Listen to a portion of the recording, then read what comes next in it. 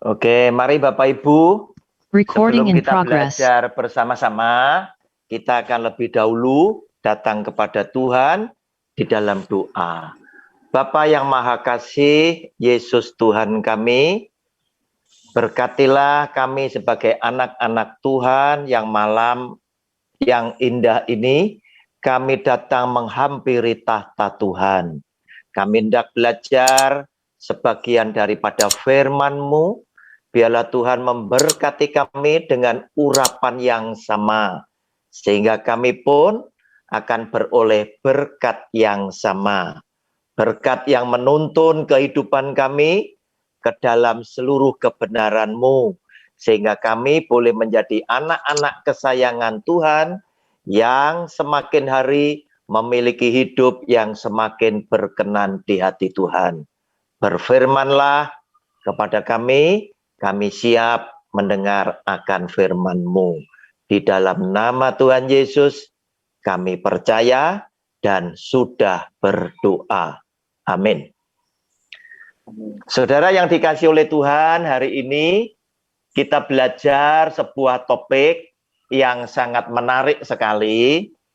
Kenapa? Karena topik-topik yang saya sajikan sebagai bahan untuk kita belajar bersama-sama, kita diskusi, menggali lebih dalam lagi tentang kebenaran firman Tuhan, justru topik-topik yang seringkali menimbulkan perbedaan.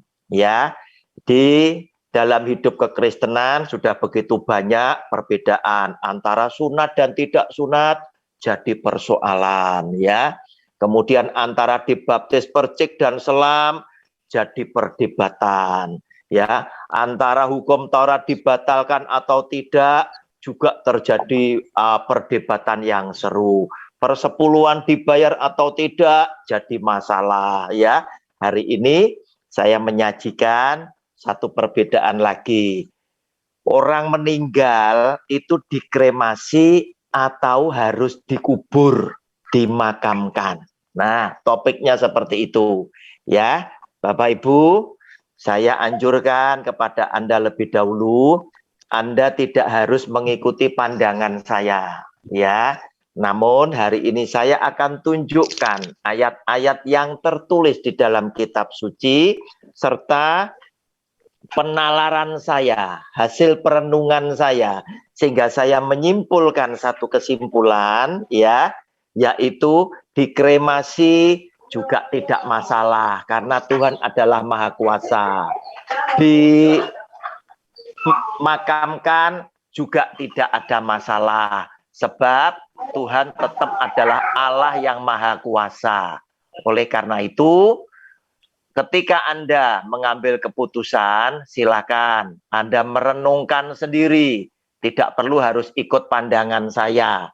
Namun, saran saya, ayat-ayat Alkitab yang nanti saya tunjukkan kepada Anda, yang memang tertulis di dalam kitab suci, serta jalan pikiran saya, boleh menjadi bahan pertimbangan untuk Anda mengambil kesimpulan mana yang benar, mana yang baik.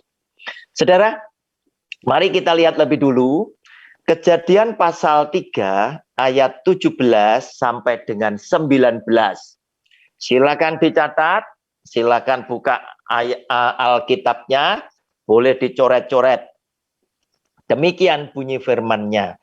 Lalu firman-Nya kepada manusia itu, karena engkau mendengarkan perkataan istrimu dan memakan dari buah pohon yang telah kuperintahkan kepadamu, jangan makan daripadanya, maka terkutuklah tanah karena engkau. Dengan bersusah payah engkau akan mencari rezekimu dari tanah seumur hidupmu. Semak duri dan rumput duri yang akan dihasilkannya bagimu, dan tumbuh-tumbuhan di padang akan menjadi makananmu. Dengan berpeluh engkau akan mencari makananmu sampai engkau kembali lagi menjadi tanah.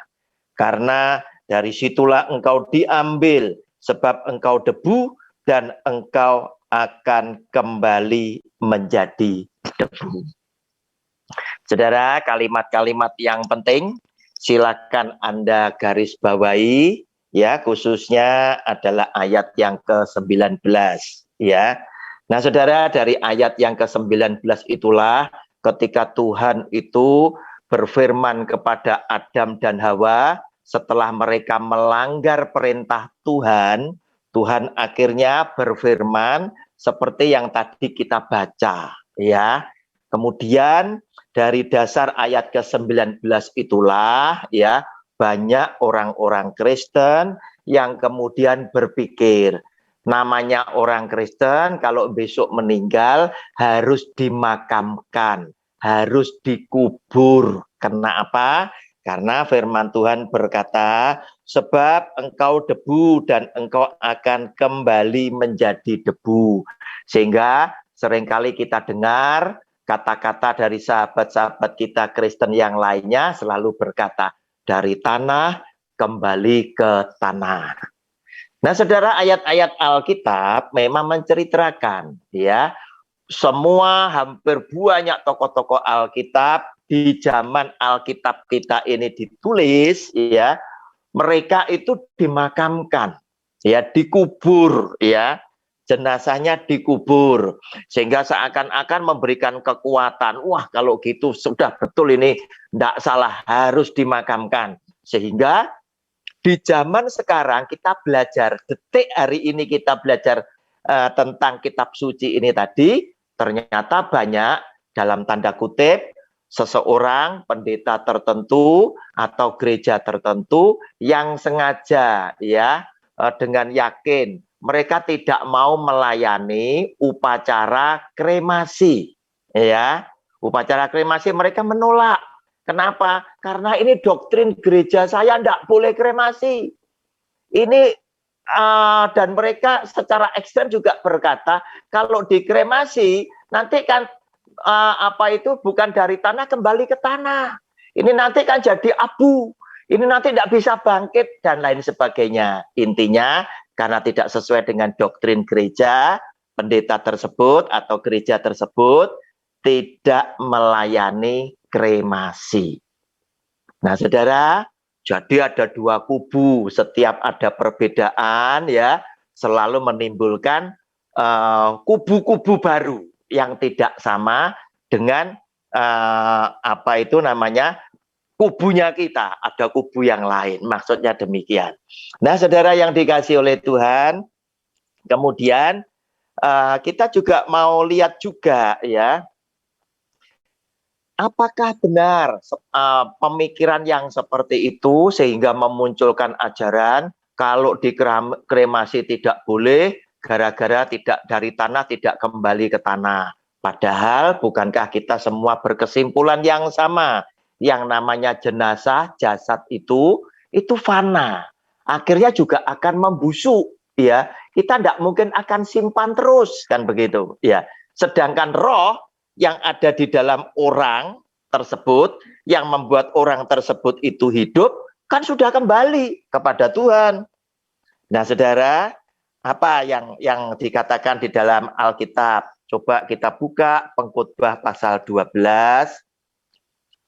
Kita lihat Pengkhotbah pasal 12. Kita lihat ya, Pengkhotbah pasal 12, belakangnya Amsal. Ayatnya yang ke-7 ya. Di situ dikatakan, dan debu kembali menjadi tanah seperti semula, dan roh kembali kepada Allah yang mengaruniakannya. Rohnya sudah balik loh Saudara, ya, meninggalkan jasadnya yang fana, jenazah yang fana tadi ya. Nah, Saudara, pertanyaannya, lu apakah betul Pak Roni melakukan hal seperti itu kepada keluarganya? Saya katakan benar, mamah kandung saya berpesan untuk dikremasi. Kakak kandung saya, keduanya yang sudah di surga juga sudah dikremasi ya, dengan upacara kremasi. Papa saya juga berpesan, sekarang masih sehat, usia 91. Dia juga bilang daripada merepotkan yang hidup, toh sekarang yang hidup karena apa? jarang punya waktu, nanti kalau dimakamkan malah tidak terurus, kan begitu ya, minta dikremasi. Nah, saudara, nah kemudian kenapa saya berani menyimpulkan dikremasi juga oke, dimakamkan juga oke, sebab Yesus adalah Tuhan yang Maha Kuasa, ya, sebab saya punya alasan-alasan tertentu yang saya baca di dalam kitab suci kita sendiri, yaitu yang pertama, pernah Tuhan itu perintahkan kepada Abraham yang demikian. Kita buka Kejadian pasal 22, mestinya kalau itu tidak boleh dikremasi, kita itu harusnya protes kepada Tuhan lebih dulu, kan begitu ya. Kejadian pasal 22 ayat 1 sampai dengan ayat 3 lebih dulu ya, saya bacakan. Judul bacaannya adalah kepercayaan Abraham diuji. Bapak Ibu silahkan dicatat loh ya. Sayang kalau Anda tidak mencatat, supaya Anda nanti bisa merenungkan kembali setelah kita belajar bersama-sama. Setelah semuanya itu, Allah mencoba Abraham, ia berfirman kepadanya. Abraham, lalu sautnya, ya Tuhan, firman-Nya, ambillah anakmu yang tunggal itu, yang engkau kasihi, yakni Ishak. Pergilah ke tanah Moria, dan persembahkanlah dia di sana sebagai korban bakaran. Minta tolong sebagai korban bakaran, ya. Bapak Ibu digaris bawahi ayatnya Alkitab tadi. Sebagai korban bakaran pada salah satu gunung yang akan kukatakan kepadamu. Keesokan harinya, pagi-pagi bangunlah Abraham, ia memasang pelana keledainya dan memanggil 2 orang bujangnya beserta Ishak, anaknya. Ia membelah juga kayu untuk korban bakaran itu, lalu berangkatlah ia dan pergi ke tempat yang dikatakan Allah kepadanya. Nah, saudara lihat apa yang dikatakan di dalam firman Tuhan. Tuhan memerintahkan Abraham bawa Ishak ke atas gunung, persembahkan Ishak ya sebagai korban bakaran. Nah, kata korban bakaran ini Tuhan sudah punya pikiran mulai awal, ya. Harus dibakar, kan begitu, ya. Tetapi kita melihat dengan apa yang kita saksikan, semua tokoh-tokoh Alkitab ketika meninggal, memang mereka dimakamkan. Tetapi aneh kan ya, Tuhan justru minta Ishak anaknya yang tunggal daripada Abraham, yang demikian didambakan, dinantikan, justru diminta oleh Tuhan untuk dipersembahkan kepada Tuhan sebagai korban bakaran. Nah, saudara, ayat yang ke-6 sampai ke-8 berkata demikian. Lalu Abraham mengambil kayu untuk korban bakaran itu dan memikulkannya ke atas bau Ishak anaknya, sedang di tangannya dibawanya api dan pisau. Demikianlah keduanya berjalan bersama-sama. Lalu berkatalah Ishak kepada Abraham ayahnya, "Bapa," saut Abraham, "Ya anakku," bertanyalah ia, "Di sini sudah ada api dan kayu, tetapi di manakah anak domba untuk korban bakaran itu?" Saut Abraham, "Allah yang akan menyediakan anak domba untuk korban bakaran baginya." Anakku, demikianlah keduanya berjalan bersama-sama. Saudara, bagi Tuhan berlaku hukum yang demikian, ya. Nah, Tuhan di dalam apa itu 10 perintah Allah, ada yang berkata, jangan berzina. Wah, ya, kita langsung tahu arti berzina adalah bersetubuh dengan orang yang bukan pasangannya, itu berzina. Firman Tuhan berkata, "Aku datang," kata Tuhan Yesus, "bukan untuk meniadakan hukum Taurat." Hukum Taurat tidak boleh hilang. 1 titik 1 koma pun tidak boleh hilang. Lebih mudah langit lenyap daripada 1 titik 1 koma hukum Taurat itu hilang. Aku datang bukan untuk menghilangkan hukum Taurat, tetapi aku datang untuk menyempurnakan. hukum Taurat. Nah, saudara, salah satu yang dia sempurnakan adalah jangan berzina tadi. Dan Tuhan Yesus berkata, ya, Tuhan Yesus berkata, Aku berkata kepadamu, jika engkau melihat seorang perempuan, kemudian timbul keinginan, maka kamu sudah berzina. Padahal belum ngapa-ngapain, baru timbul niat. Nah, saudara, firman Tuhan itu akan saya pakai untuk menerangkan saudara dan saya di dalam diskusi malam hari ini, bahwa apa yang dilakukan oleh Abraham itu memang sudah terjadi walaupun belum dilakukan. Sebab ketika Abraham akan membunuh Ishak dengan pisau, dia sudah siapkan Ishak di atas kayu bakar tadi, dia sudah bawa pisau, bawa api, itu hukumnya bagi Tuhan itu sama dengan sudah melakukannya. Walaupun pada akhirnya Tuhan berkata, stop Abraham, jangan kamu bunuh anak itu. Dan Abraham berhenti, dan Abraham melihat Tuhan menyediakan domba bagi korban bakaran tersebut.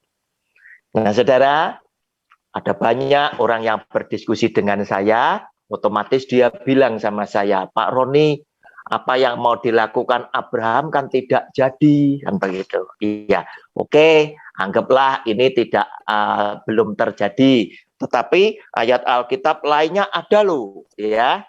Ya, saudara, mari kita buka pada Hakim-Hakim pasal yang ke-11, ya. Hakim-Hakim pasal yang ke-11 itu bercerita mengenai Yefta, ya. Yefta yang apa itu dijadikan oleh Tuhan untuk melawan Bani Amon, ya. Demikian saya mau bacakan lebih dulu ayat 2 Hakim-Hakim 11 ayat 29 sampai 36, ya. Judul bacaannya adalah Nasar Yefta. Lalu roh Tuhan menghinggapi Yefta, ia berjalan melalui daerah Gilead dan daerah Manase, kemudian melalui Mespa di Gilead, dan dari Mespa di Gilead, ia berjalan terus ke daerah Bani Amon. Lalu bernasalah Yefta kepada Tuhan, katanya, jika engkau sungguh-sungguh menyerahkan Bani Amon itu ke dalam tanganku, maka apa yang keluar dari pintu rumahku untuk menemui aku pada waktu aku kembali dengan selamat dari Bani Amon, itu akan menjadi kepunyaan Tuhan. Dan aku akan mempersembahkannya sebagai korban bakaran. Tolong digarisbawahi kata korban bakaran. Aneh, ya. Tokoh-tokoh Alkitab itu juga pikirannya sama dengan Tuhan. Korban bakaran, ya. Nah, saudara, lanjutnya, kemudian Yefta berjalan terus untuk berperang melawan Bani Amon, dan Tuhan menyerahkan mereka ke dalam tangannya. Ia menimbulkan kekalahan yang amat besar di antara mereka, mulai dari Arur sampai dekat Minit, 20 kota banyaknya, dan sampai ke Abel Keramim, sehingga Bani Amon itu ditundukkan di depan orang Israel. Ketika Yefta pulang ke Mispa ke rumahnya, tampaklah anaknya perempuan keluar menyongsong dia dengan memukul rebana serta menari-nari. Dialah anaknya yang tunggal. Selain dari dia tidak ada anaknya laki-laki atau perempuan. Demi dilihatnya dia, dikoyakkannya bajunya sambil berkata, ah anakku, engkau membuat hatiku hancur luluh, dan engkaulah yang mencelakakan aku. Aku telah membuka mulutku bernasar kepada Tuhan, dan tidak dapat aku mundur. Tetapi jawabnya kepadanya, Bapa, jika engkau telah membuka mulutmu bernasar kepada Tuhan, maka perbuatlah kepadaku sesuai dengan nasar yang kau ucapkan itu, karena Tuhan telah mengadakan bagimu pembalasan terhadap musuhmu, yakni Bani Amon. Saudara, peristiwa yang dialami oleh Yefta, dia bernasar pun juga bilang, siapa atau apapun yang nanti ketika aku pulang dengan selamat, menyambut kedatanganku, maka itu menjadi milik kepunyaanmu Tuhan. Dan milik kepunyaan Tuhan itu harus dipersembahkan sebagai korban bakaran. Nah, saudara, sedih buat seorang Yefta setelah dia mendapatkan kemenangan yang besar atas Bani Amon dan dia diselamatkan juga. Mestinya kan happy-happy dia bersuka cita. Namun oleh karena nasarnya itulah dia berkata kepada anaknya, dia mengoyakkan jubahnya dan dia berkata, "Ah, anakku, engkau telah mencelakakan aku." Dan dia bercerita kepada anaknya, "Aku sudah terlanjur bernasar kepada Tuhan dan aku tidak bisa menariknya kembali." Nah, saudara, anak ini adalah anak yang berbakti kepada orang tuanya, juga berbakti kepada Tuhannya, kepada Allahnya. Dia berkata di dalam ayat yang ke-36 tadi, silakan digarisbawahi semuanya. Dia berkata, "Papa, tidak usah takut. Jika engkau memang sudah bernasar demikian dan engkau sudah berhasil membalaskan kesalahan membalas kepada Bani Amon yang seringkali merintangi, memusuhi orang-orang Israel, silakan Papa segera lakukan seperti yang dinasarkannya." Saudara, masih banyak orang yang berkata, "Pak Roni, itu kan akhirnya tidak dilakukan." Oleh karena itu, Bapak Ibu membaca Alkitab harus mengerti, memahami mulai kitab Kejadian hingga sampai dengan kitab Wahyu secara keseluruhan supaya saudara mengerti isi hati Tuhan, hukum-hukum Tuhan seperti apa. Mari saya tunjukkan bahwa itu sudah dilakukan. Saya loncat kepada ayat 39 dan 40. Dari Hakim-Hakim 11, 39 dan 40. Setelah lewat kedua bulan itu, kembalilah ia kepada ayahnya. Dan ayahnya melakukan kepadanya apa yang telah dinasarkannya itu. Silakan digarisbawahi. Berarti anak ini dipersembahkan kepada Tuhan sebagai korban bakaran. Jadi gadis itu tidak pernah kenal laki-laki dan telah menjadi adat di Israel bahwa dari tahun ke tahun anak-anak perempuan orang Israel selama 4 hari setahun meratapi anak perempuan Yefta orang Gilead itu. Saudara, sebelum dilakukan nasar tadi, anak perempuan ini minta izin. "Papa, izinkan aku untuk meratapi kegadisanku selama 2 bulan. Setelah itu, baru dia kembali kepada papanya untuk minta nasar papanya untuk dilakukan." Dan anak ini dipersembahkan sebagai korban bakaran kepada Tuhan seperti yang dinasarkan oleh Yefta. Sebab kita tahu, jangan sembarangan engkau bernasar. Sebab ketika engkau bernasar, segeralah nasar itu engkau lakukan. Jika tidak, maka orang yang bernasar akan berdosa kepada Tuhan. Sebab arti nasar adalah berjanji kepada Tuhan yang Maha Kuasa. Nah, saudara, pertanyaan kita, anak perempuan ini tadi selamat atau tidak ya? Dia berbakti loh kepada orang tuanya. Dia berbakti loh juga kepada Allahnya. Dan dijadikan sebagai adat istiadat orang-orang Israel, para perempuan-perempuan itu dalam 1 tahun meratapi anak perempuan Yefta itu selama 4 hari. Nah, saudara, biasa ya orang akan mulai berpikir jika disajikan banyak ayat Alkitab yang tertulis.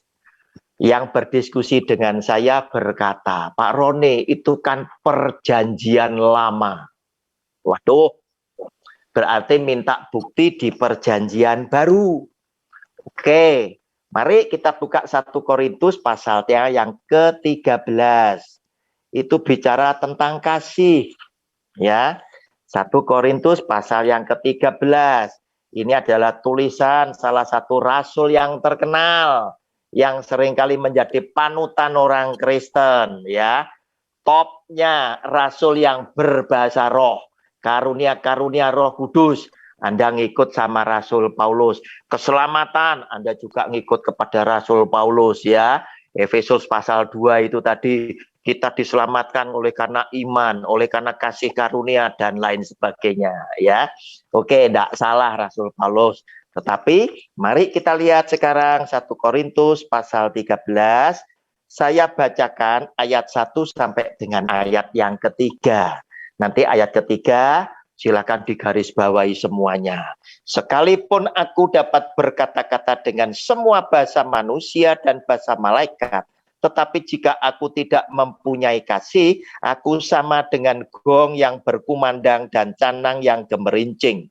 Sekalipun aku mempunyai karunia untuk bernubuat dan aku mengetahui segala rahasia dan memiliki seluruh pengetahuan, dan sekalipun aku memiliki iman yang sempurna untuk memindahkan gunung, tetapi jika aku tidak mempunyai kasih, aku sama sekali tidak berguna.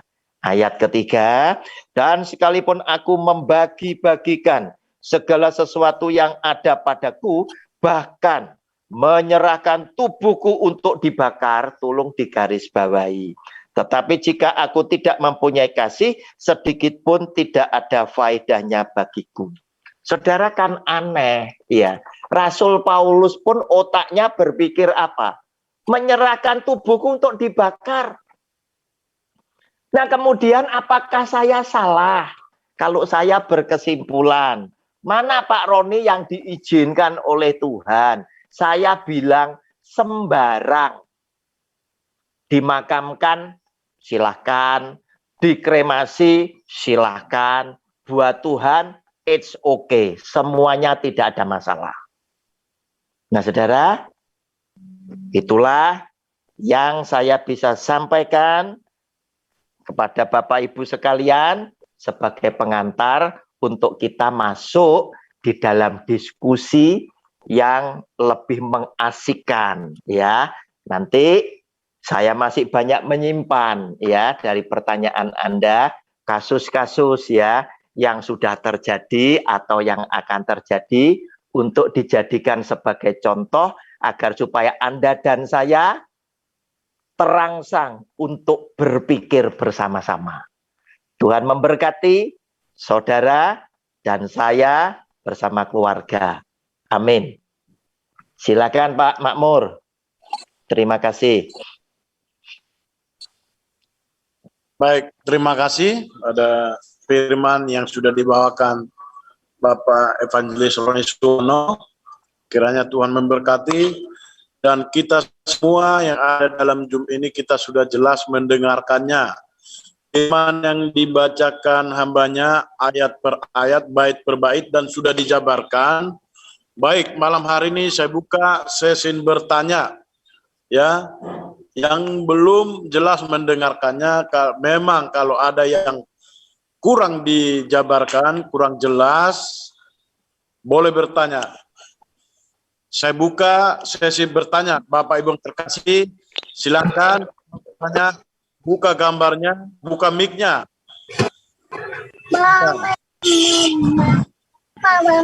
Mau tanya? Silakan. Joy, Salam Pak Roni, salam Shalom. dari Surabaya. Silakan. Ini materi sekarang ini adalah jawaban buat saya. Ya. Karena 2 adik saya meninggal dunia. Ya. Itu dikremasi. Dua-duanya dikremasi. Ya. Kremasi. Padahal saya sendiri dari kecil Kristen, ya kan? Ya. Tapi kami berkesimpulan adikku yang satu perempuan sakit, yang satu baru kemarin, yang satu lagi adikku laki-laki baru kemarin Oktober meninggal juga dikremasi. Ya. Nah, adik saya yang perempuan ini sinode GBI gerejanya. Nggak boleh kremasi. Ya, akhirnya pada saat dia dikremasi nggak ada upacara. Jadi saya yang WL, saya yang doa, saya yang nabur bunga, pelepasan Ya. lah istilahnya masuk Ya. di itu ya, di cerobong itu, di kremasinya, Ya. pembakarannya itu. Ya.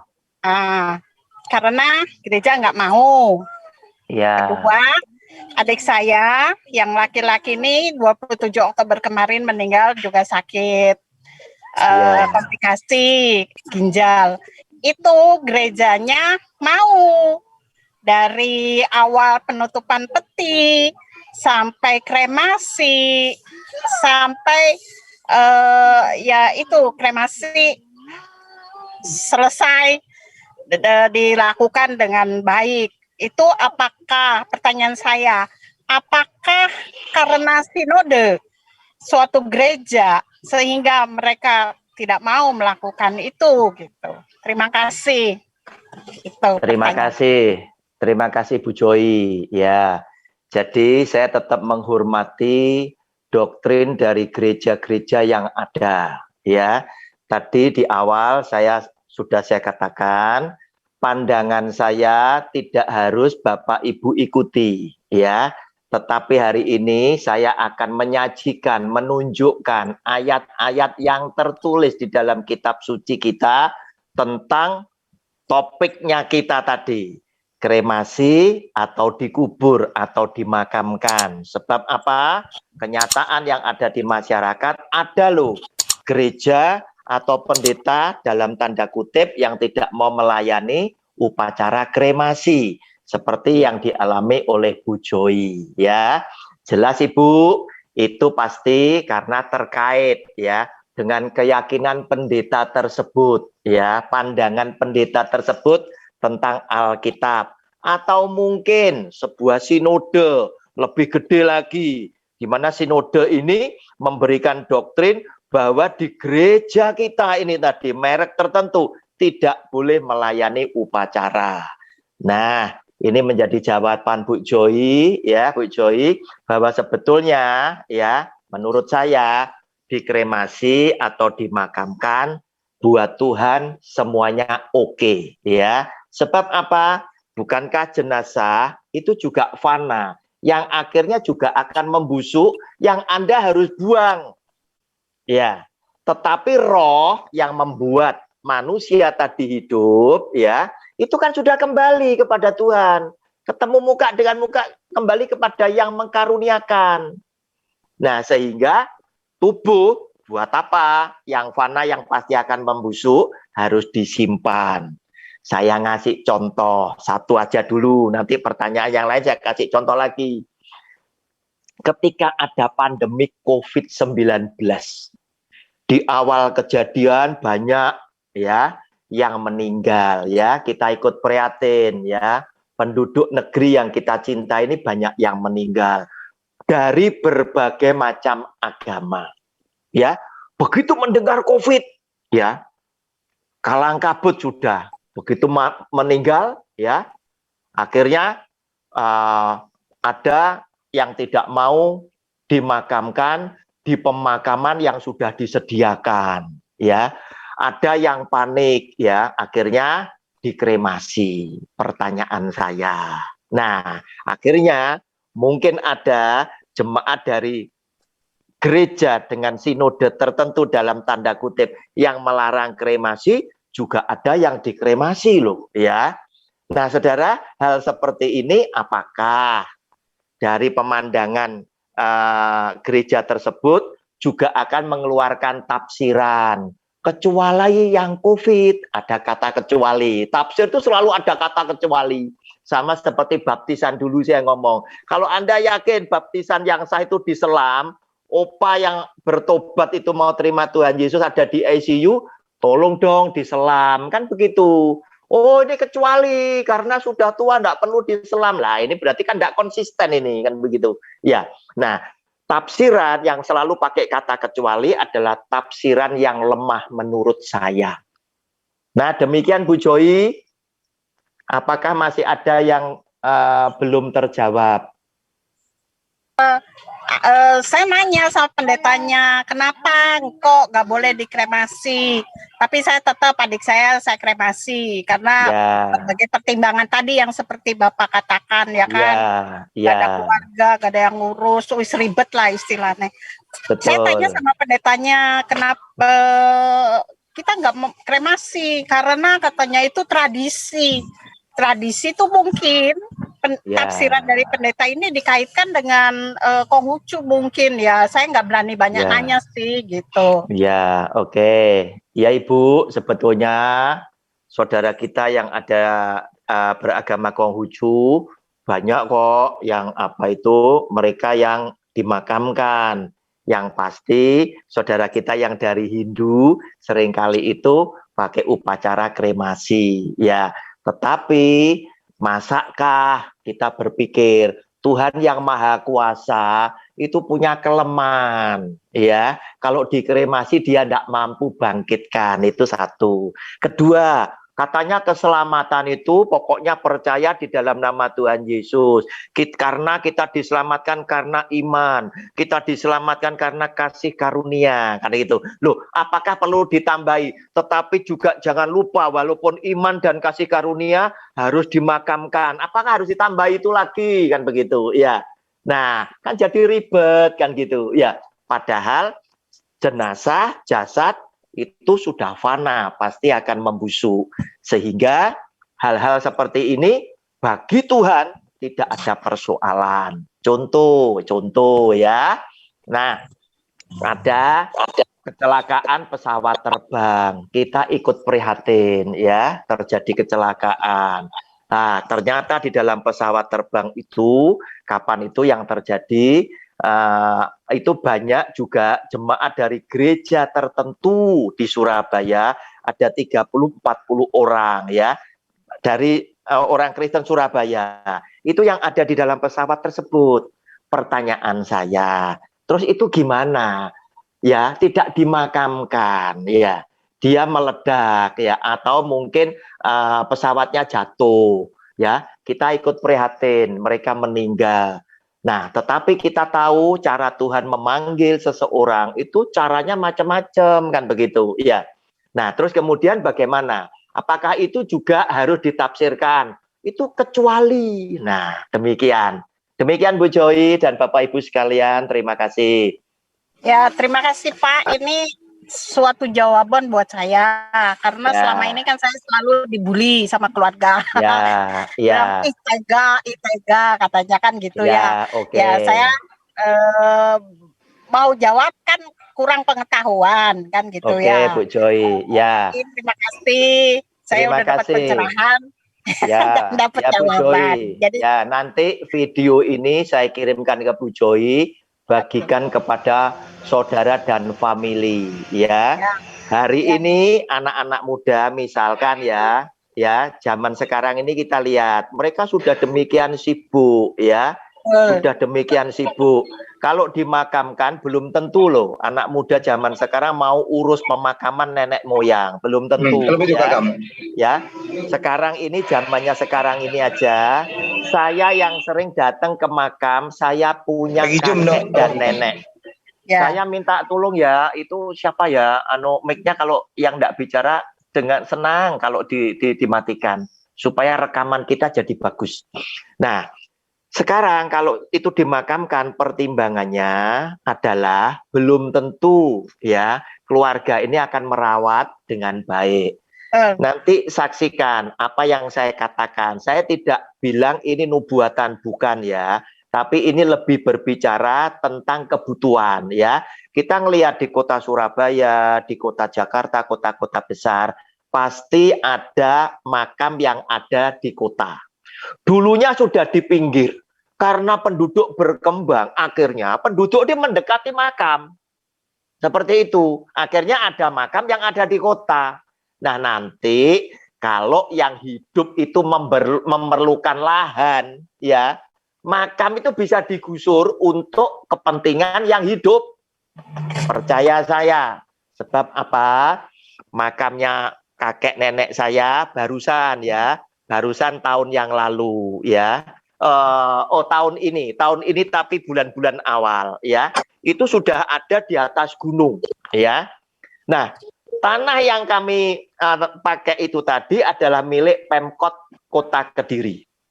Nah, oleh Bapak Wali Kota, saya pernah dikasih tahu karena saya itu waktu itu menjabat Wakil Ketua Paguyuban Antar Umat Beragama Sekodia Kediri. Saya jabat 7 tahun di sana. Dia bilang, Pak Roni, kasih tahu teman-teman, kalau bisa ini segera dirawat bagus. Ini kan banyak yang tidak dirawat ini. Keluarganya mana? Kalau bisa diperbaiki bagus, ini dijadikan wisata ziarah, itu akan lebih baik. Tetapi kalau tidak digunakan, jangan-jangan suatu saat ini bisa digunakan, dimanfaatkan untuk keperluan yang lain. Karena apa? Memang tidak diurus oleh ahli warisnya. Nah, belakangan saya kebetulan waktu itu masih juga menjadi bendahara ya dari perkumpulan kematian di Kota Kediri. Nah, saudara, akhirnya saya ditelepon oleh pengurus yang baru. Pak Roni, ini mau ada penggusuran makam-makam yang ada di situ, mau dipakai untuk mendirikan sekolahan. Nah, akhirnya saya bilang, oke, urus kakek dan nenek saya itu ada tiga makam ya, yang sudah 50 tahun yang lalu meninggalnya. Akhirnya apa? Dibongkar dan dikremasi dan saya larung. Nah, saudara, apakah seperti ini pun Anda berpikir suatu ketika bisa terjadi? Padahal kakek nenek saya sudah di atas gunung ini. Tetapi karena areal itu mau dipakai oleh yang hidup, akhirnya yang mati harus minggir. Demikian Bu Joy, terima kasih. Silakan ada yang lain yang bertanya. Makasih Pak, makasih. Terima kasih Bu Joy. Sudah jawaban. Ya, bukan mic-nya. Saya ingin menambahkan sedikit Pak Roni. Silakan Baik. Pak Tirta. Silakan Pak. Saya setuju memang Pak Roni arahannya benar, bagus. Iya. Dari dulu, sejak saya masuk Kristen aja, saya bilang, ini banyak pendeta yang mengatakan nggak benar Pak Roni. Pendeta loh ya. Iya, nggak boleh apa-apa Pak. Iya. Itu tradisi orang Buddha. Supaya dibakar cepat reinkarnasi. Memang kalau dibakar satu hari itu juga hancur, habis kan, hilang. Jadi katanya cepat reinkarnasi. Nah, ini ajaran mereka. Saya karena dari Konghucu jadi ngerti juga sedikit. Tapi saya waktu saya udah jadi Kristen saya pikir kenapa abu itu kan tanah? Apakah abu itu udara? Ya enggak. Ini pengertian saya ya. Abu itu kan tanah, ya kan? Lari ke tanah, ya Tuhan bilang kan kita dari tanah kembali ke tanah. Kenapa? Makanya saya lakukan untuk ayah saya, ibu saya pada zaman ibu saya sih belum lama, ayah saya tahun 80-an.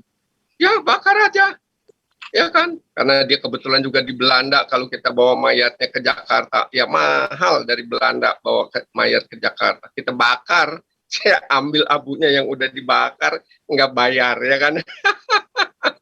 Iya. Jemput ibu saya. Ini pengertian. Memang kita orang Kristen kadang-kadang itu pendeta yang nggak benar tuh, banyak kan mengarahkan yang nggak beres tuh Pak Roni. Jadi ini perlu sering nih. Ini dibicarakan tentang kebanyak orang yang masih yang nggak ngerti gitu. Iya, terima kasih. Jadi, ketakutan. Contoh memang kalau menurut Pak Roni kan itu lebih praktis, ya kan.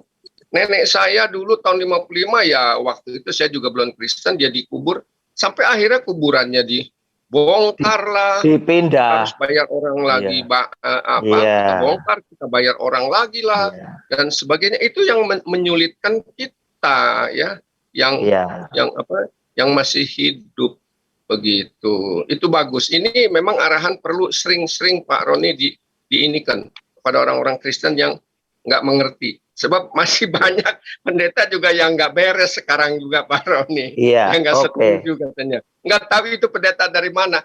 Saya dengar, saya rasa sih orang Indonesia ini belum sekolah teologi udah dibastikan sebagai pendeta. Tuh banyak yang begitu. Kadang ada pendeta nggak punya jemaat. Tidak ada sekolah teologi, sering bawa bawa firman di gerejanya, ya Iya. disuruh sama majelis, akhirnya dianggap ya udah lo jadi pendeta muda, nanti diangkat Iya. lagi jadi pendeta. Itu kan konyol ya. Iya. Ini sebenarnya nggak apa-apa. Saya juga setuju kalau orang punya firmannya bagus dinobatkan sebagai pendeta, is oke, tapi harus benar-benar bagus ya. Jangan Iya. ngarahinnya yang kacau gitu kan. Jadi Iya. rakyatnya jemaat kayak Ibu Joy, dia tetap nunggu pendeta. Nah itu. Ini yang membuat jadi kacau, ini pendeta sebenarnya. Maaf ya. Yang pendeta yang benar banyak, tapi yang kacau ini yang membuat jadi ya kan domba-dombanya jadi kacau, lari sono lari sini yang nggak karuan gitu. Ya ini perlu disosialisasikan Pak Roni. Ya saya setuju terima ini. kasih. Salah satu terus disosialisasikan supaya masyarakat banyak yang mengerti tentang ini. Itu terima kasih Pak Roni, ya Tuhan memberkati. Haleluya. Terima kasih Pak Tirta. Apa yang Bapak sampaikan pastinya akan memberikan penghiburan kepada saudara-saudara kita yang hari ini belajar bersama-sama lewat Zoom malam ini. Saya yakin karena kata-kata pendeta yang tadi Pak Tirta katakan tidak benar tadi, itu menjadikan sesuatu yang menyedihkan. Gara-gara apa? Mungkin dari saudara-saudara kita ini ada saudaranya atau orang tuanya yang dikremasi, terus pendetanya bilang, kalau dikremasi tidak bisa bangkit. Nah ini jadi kepikiran.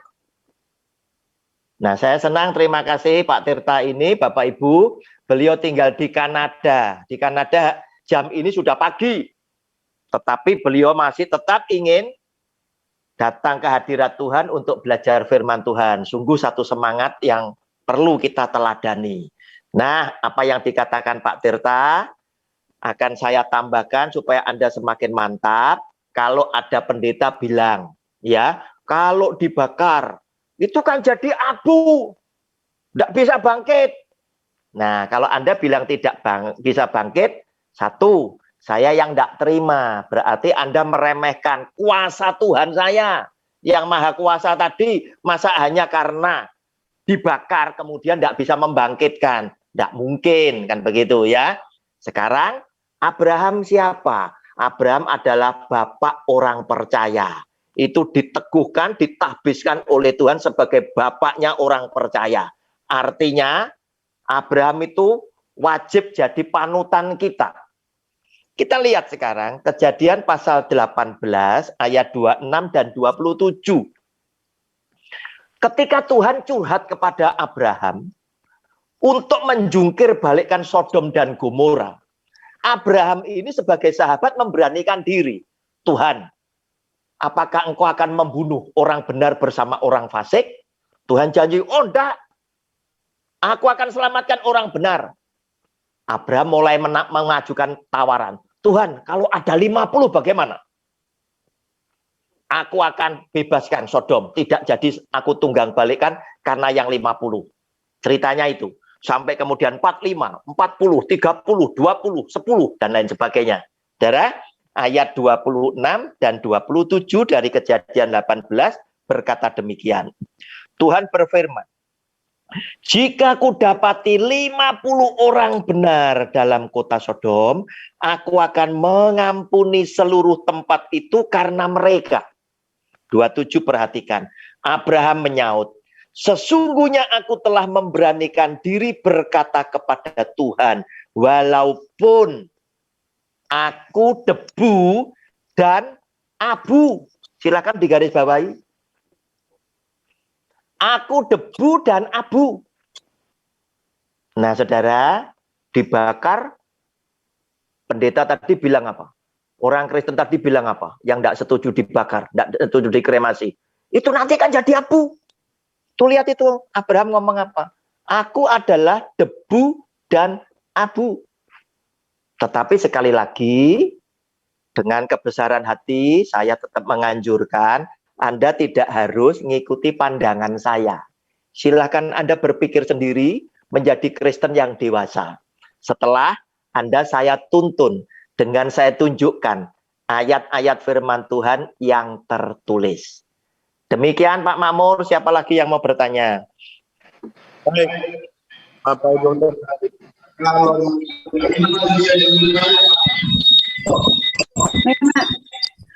Ya, Oma. Saya mau silakan, tanya. Oma. Saya mau tanya Pak Roni. Oke, sebentar Pak Bandar. Dulu Pak, siapa Ya, dulu? Biar Oma Sinta dulu, habis ini Pak Bandar ya. Oke. Saya cuma pendek Ya. aja. Lady first. Yang sering kita dengar memangnya Ya. dikatakan bahwa debu tidak akan bangkit yang dibakar. Tapi Ya. saya tidak baca ayatnya ada di mana toh Pak, gitu. Iya, betul. Oma seringkali ya pengajaran ya itu kan hasil dari perenungan. Dari ayat firman Tuhan yang ada, kemudian direnungkan, muncullah satu pernyataan berupa pengajaran. Oleh karena itu, hati-hati. Engkau, sahabat-sahabat saya, yang sering menyampaikan firman Tuhan, hendaknya sebelum engkau katakan, pikirkanlah lebih dulu masak-masak. Uji materi ini tadi. Pak Bandar ngerti ini, uji materi mesti ke MK, kan gitu. Ya, supaya apa? Ini betul-betul hukum, betul-betul pengajaran, itu sudah pasti itu adalah kebenaran. Kebenaran gimana? Kalau diuji dengan banyak pertanyaan, tidak akan keluar kata kecuali. Tidak akan keluar kata kecuali. Kalau keluar kata kecuali, saya sudah langsung apa? Mencibir, mencemooh. Apa tafsir kok kecuali terus? Ya, kalau memang hukum ini benar, pengajaranmu benar, ditanya dengan banyak pertanyaan, Anda bisa menjawab puas karena apa? Ada ayat Alkitab yang memberikan dukungan. Oma, itu adalah hasil perenungan dari seseorang, kemudian muncul pernyataan dalam bentuk pengajaran. Nah, coba Oma tanya sama mereka, ayat-ayat ini bagaimana? Kan begitu ya. Nah, ayat-ayat ini bagaimana? Nah, sekarang saya mau tanya sama Oma, saya kasih contoh lagi satu Oma. Ya, dibakar tidak bisa apa itu namanya bangkit. Ada orang namanya Polikarpus. Kalau tidak salah Polikarpus ini adalah murid daripada Yohanes Rasul. Dia usia kepala 8, tidak salah 87 atau 84. Dia ditangkap karena pada waktu itu memberitakan firman Tuhan ini bahayanya bisa dihukum mati. Dia ditawari, kalau kamu mau hidup, sangkal imanmu, sangkal Yesus Tuhanmu. Polikarpus bilang, selama 87 tahun, Yesus Tuhan selalu berbuat baik kepada aku. Oleh karena itu, aku tidak akan menyangkali dia sebagai Tuhan dan Juru Selamatku. Walaupun aku harus mati dengan dibakar. Nah, akhirnya Polikarpus mati dibakar. Nah, gimana Polikarpus mati dibakar? Apakah tafsirnya juga akan kecuali? Demikian Oma, salah satu contohnya. Ya, sudah cukup ya Oma? Saya alihkan kepada Pak Bandar. Silakan Pak Bandar. Iya, haleluya. Luar Amin. biasa tema kita malam hari ini Pak ya. Ya, Ini sama seperti kemarin, baptis. Ada yang Iya. percik, ada yang diselam. ada yang diselam. Iya, sekarang kalau sudah jadi mayat, mau diapakan Iya. ini mayat? Ya, Ada yang dikubur, dan ada juga yang dibakar. Kita ya, kembali lagi dari debu, kembali ke debu itu dibakar. Dari Ya. tanah, kembali ke tanah itu dikubur. Nah, iya,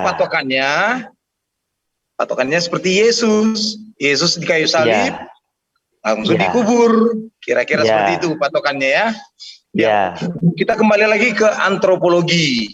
ya, Antropologi budaya Indonesia, dulu kan bentuk kerajaan. iya, Banyak raja-raja kecil, raja-raja besar di Indonesia. Khususnya Ya. masuknya ajaran Kristen ke tanah air Indonesia, termasuk ke Tanah Batak itu no mention. iya, Ada yang ke Ambon, ada yang ke Ya. daerah-daerah lain. Di Iya. sini kita kembali ke antropologi. Kenapa orang Batak, orang Toraja, orang suku-suku yang ada di Indonesia dikubur pada Iya. saat telah meninggal? Pertama, saya baca ini bukunya.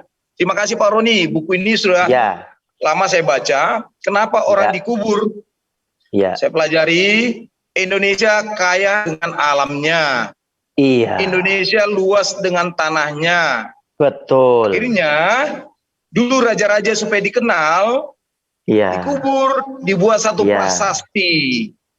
Iya. Kenapa dikubur? Supaya anak-anak cucu leluhurnya bisa mengenang, bisa berziarah. Iya. Tuh, saya melihat kenapa orang Batak, orang Kristen dikubur. Pertama lihat dari antropologi budaya Betul. orang Batak atau orang Indonesia. Supaya apa dikubur? Supaya leluhur atau anak cucu bisa berziarah pada saat-saat tertentu, mereka ada Iya. batu nisannya. Ada kenangan. Ada kenangan, bahkan ada foto.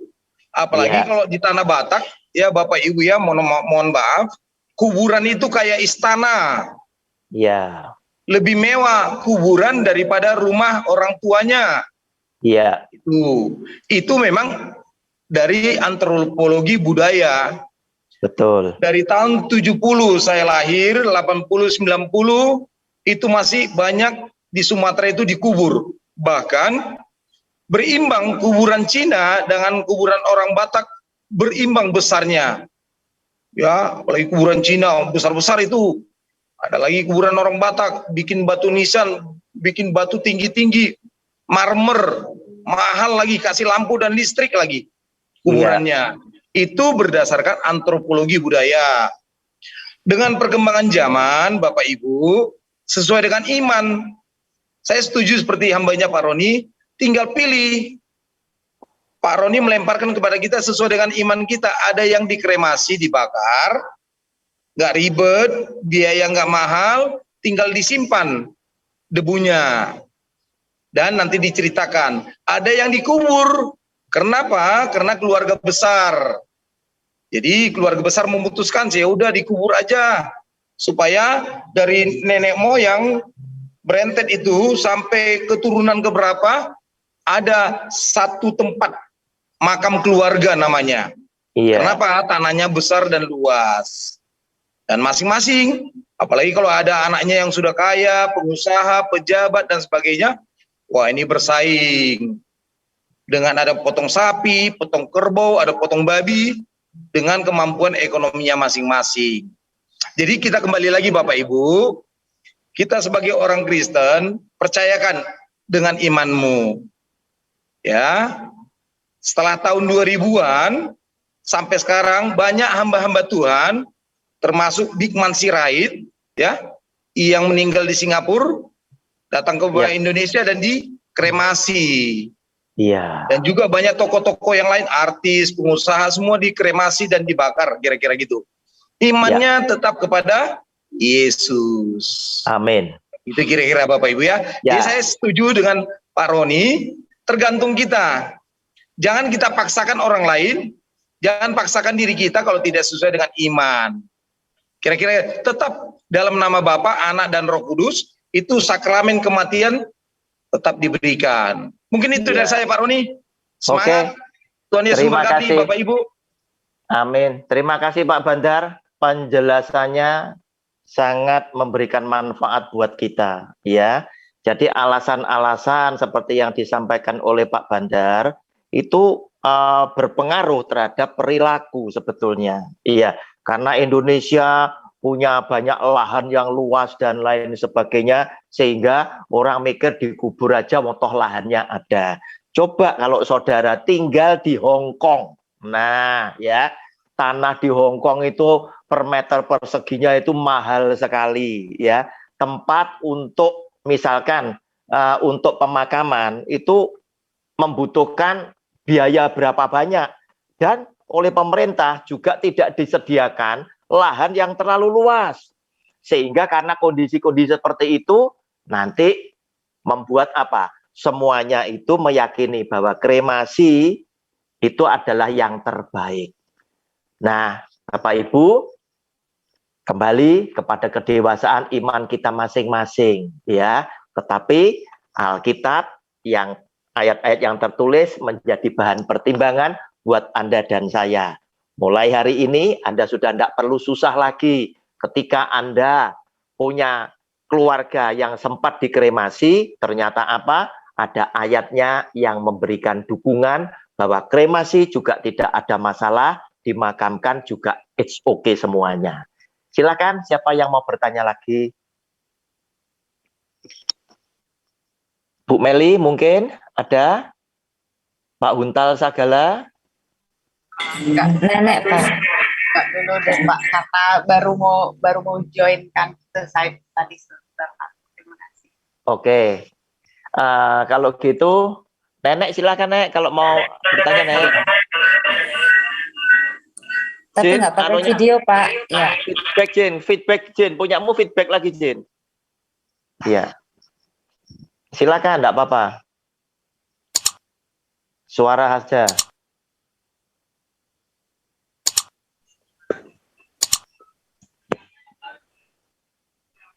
Mana Nenek suaranya kok enggak ada?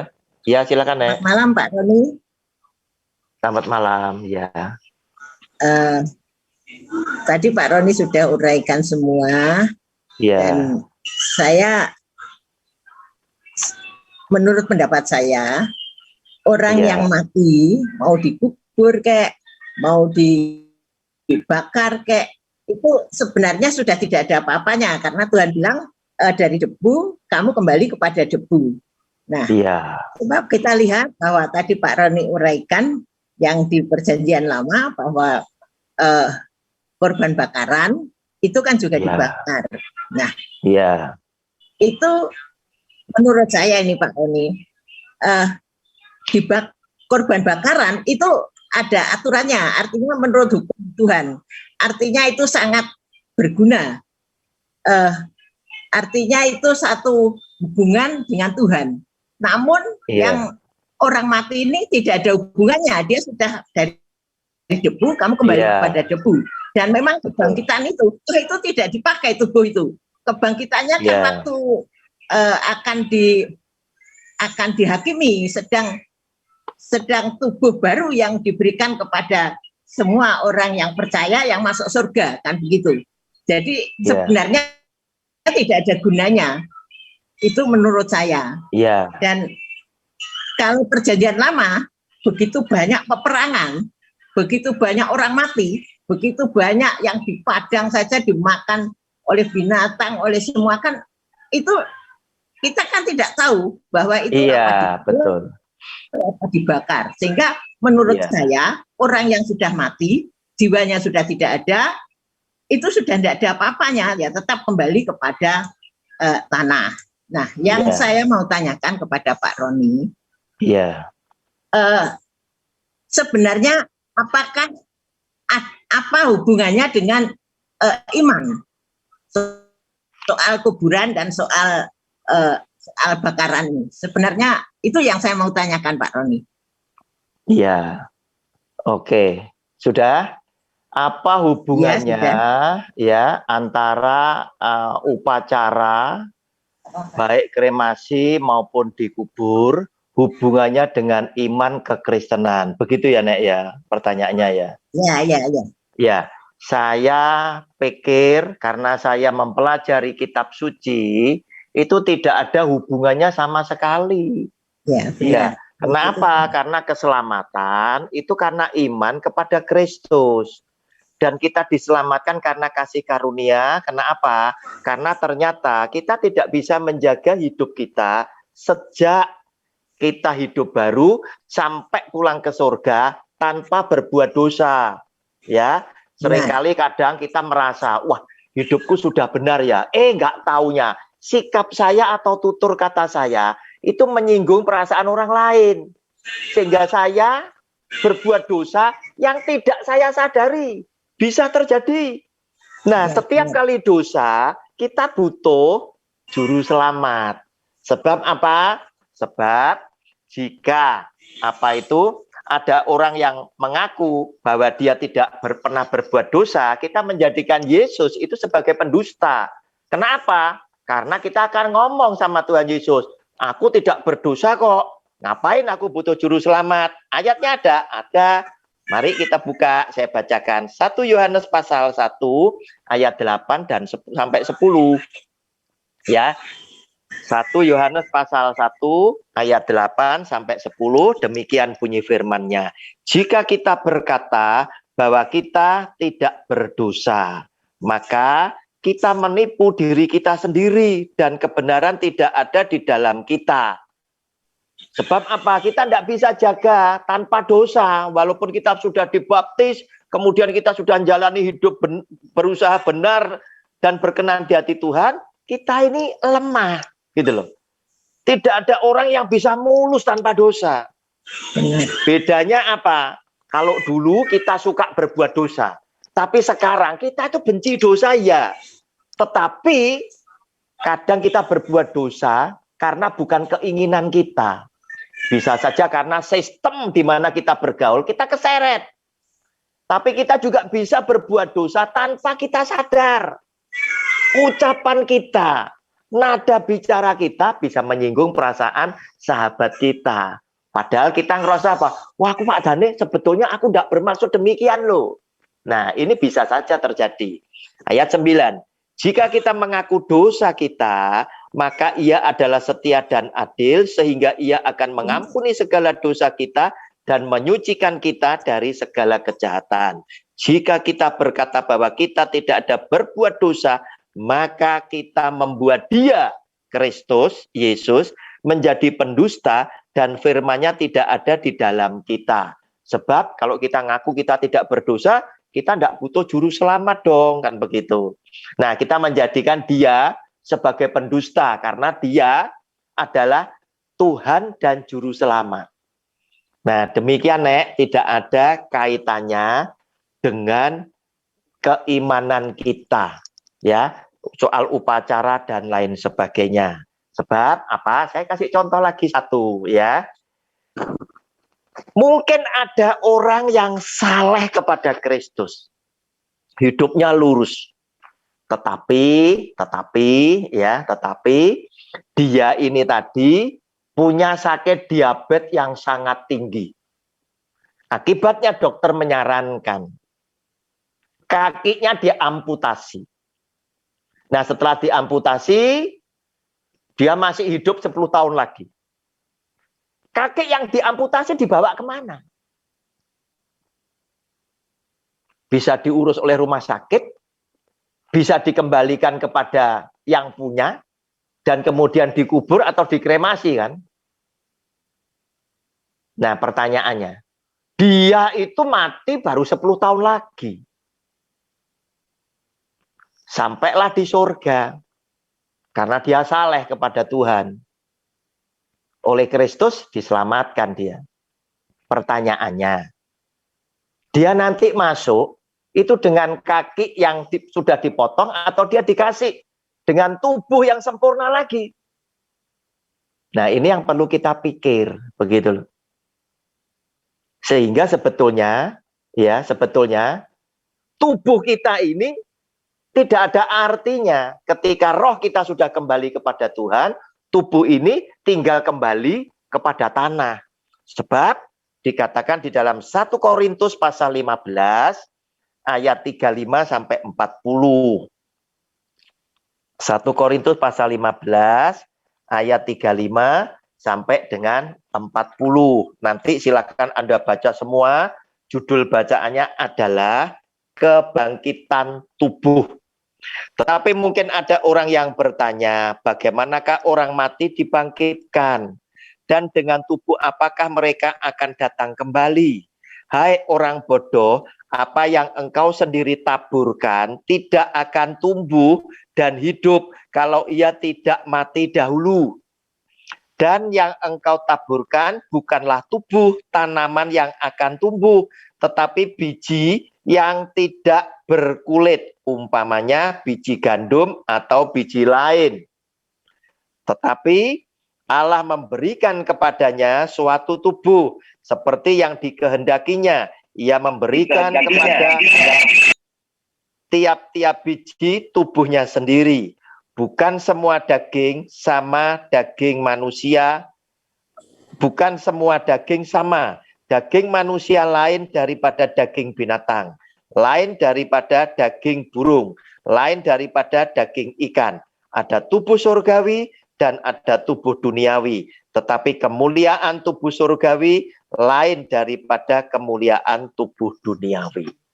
Saudara, berarti nanti kita pulang ke surga, kalau kita diselamatkan, Tuhan Yesus karuniakan lagi tubuh kemuliaan surgawi bagi setiap kita masing-masing sesuai dengan yang dikehendakinya.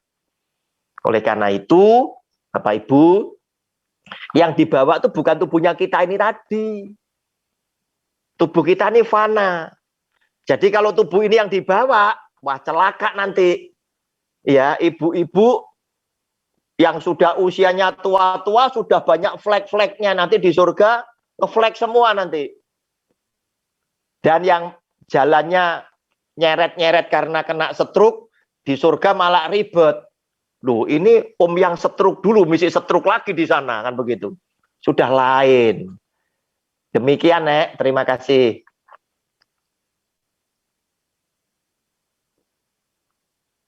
Terima Nenek kasih sudah? Pak Roni, sudah. Oke. Ya, Jin, makasih. Silakan Pak Makmur, sudah jam berapa ini? Masih ada waktunya, Pak. Ya. Ya, 30 menit lagi. Mari Bapak Ibu yang Mari, siapa yang mau bertanya, silakan. tanya. Ya. Ada Silakan. Pak Untal Sagala. Ada Baik, Pak Januel Panjaitan. Shalom. Salam, salam Bapak Ibu semuanya. Ya, Pak Shalom. Untal Sagala, silakan. Terima kasih buat pemaparan Pak Roni, buat kita semua. Saya sudah memahami apa yang sudah Bapak paparkan pada malam ini. Hanya ini ya Pak ya. Dari Kejadian sampai Wahyu, tokoh-tokoh Alkitab yang saya lihat tidak ada yang, kalau meninggal tidak ada yang, saya lihat di Alkitab tidak ada yang dikremasi. Hanya itu yang saya lihat. Tokoh-tokoh Alkitab yang dimakamkan, misalnya Abraham meninggal, atau Daud meninggal. Pokoknya tokoh-tokoh Alkitab belum ada saya temukan satu pun yang dikremasi. Jadi kalau menurut saya lebih memahami kepada tokoh-tokoh Alkitab itu. Itu Pak. Jadi pilihan ada di kita masing-masing. Ya. Jadi seperti Bapak Roni tadi, tidak harus mengarah kepada pandangan Bapak. Saya berterima kasih Pak kepada Pak Roni, sehingga tidak memaksakan kehendak. Jadi kalau saya hanya melihat, adakah tokoh-tokoh Alkitab yang meninggal di dalam Alkitab? Kalau ada ditemukan yang dikremasi, ya mungkin iman saya akan ke sana. Nah itu yang belum saya lihat Pak. Tokoh-tokoh Alkitab, termasuk Tuhan Yesus, itu juga dimakamkan, dikubur. Sebagai contoh, Daud juga meninggal, dimakamkan. Hanya Musa, karena Musa memang tidak ditemukan. Ya, nah itu pemahaman saya Pak. Terima kasih Pak. Oke, terima kasih Pak Untal Sagala. Seperti yang tadi sudah saya katakan, pilihan ada di tangan Bapak Ibu sendiri. Ya, jadilah orang Kristen yang dewasa dalam iman. Tetapi saya ingin menjawab daripada Pak Untal Sagala tadi. Salah satu tokoh Alkitab ada, yaitu anaknya Yefta, tercatat di kitab suci. Ya, yang tadi sudah saya terangkan. Di Hakim-Hakim pasal 11 ayat 29 dibaca sampai habis. Ya, silakan Pak Huntal Sagala ditulis ya. Yefta ya, Hakim-Hakim 11 ayat 29 sampai dengan 40 Pak. Silakan Bapak baca ya. Itu anaknya akhirnya dipersembahkan kepada Tuhan sebagai korban bakaran karena Yefta terlanjur bernasar. Siapa yang nanti menyambut aku pulang ke rumah dengan selamat, itu menjadi milik Tuhan dan akan aku persembahkan sebagai korban bakaran. Dan dia disambut oleh anaknya yang tunggal satu-satunya perempuan. Dan ini dijalankan. Itu satu. Kemudian di dalam Alkitab memang tidak ditulis Pak Huntal Sagala, tetapi bagi yang sekolah teologi atau dosen-dosen yang ngajar di STT, tentunya punya buku-buku tentang sejarah gereja. Buka orang-orang beriman ya yang namanya tidak ada di dalam Alkitab, Polikarpus dan teman-teman. Polikarpus itu mati dibakar karena tidak mau menyangkali imannya kepada Kristus. Dia rela mati dengan keadaan dibakar. Nah, orang-orang seperti ini boleh kan menjadi perenungan kita. Tuhan, ini orang hebat loh. Kita aja belum tentu bisa seperti dia. Gimana Tuhan? Dia mati dibakar. Satu. Kedua, kita juga harus dewasa. Ada yang meninggal.